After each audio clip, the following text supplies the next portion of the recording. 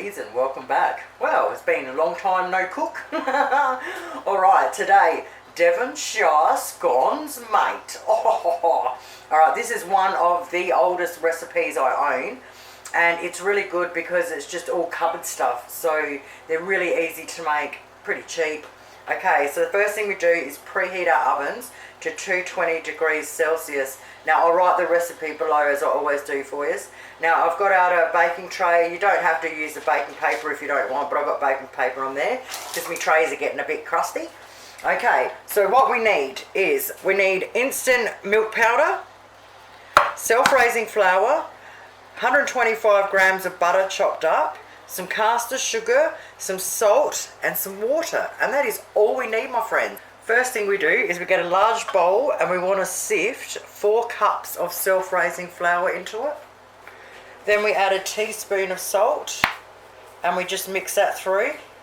Now we want to add our chopped butter, and what we do here is you just rub it together.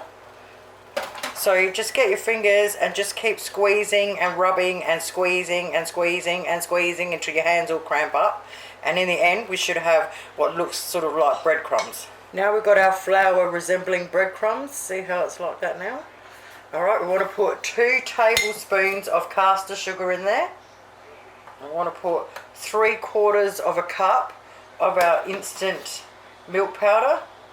Now we want to mix it in really well. Now we add 1 1/4 cups of water and we mix it into a dough.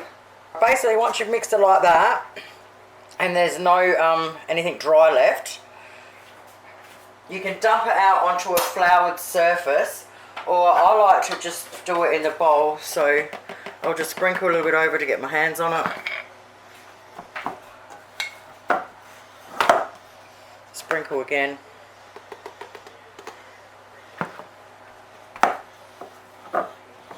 Till I can get it into a dough in the bowl.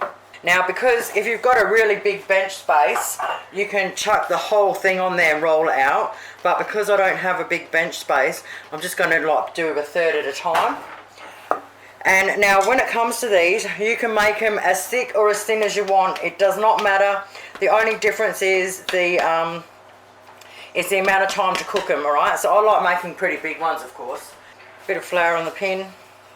Now roll them as thick or as thin as you want. Now, like I said, I really like nice big ones. So the average roll is roughly around 10 to 12 minutes to cook them. But like I said, it depends. If you're making really little ones, then obviously they'll be a bit quicker. So basically when they're light brown on top and bottom, they're usually ready. But 9 out of 10 times I'll just pull one out the oven and check anyway. So I'm using a 6cm cutter and I'm doing them nice and thick, like a saw, and then put them on your tray. Okay, so the next thing we do is get some milk.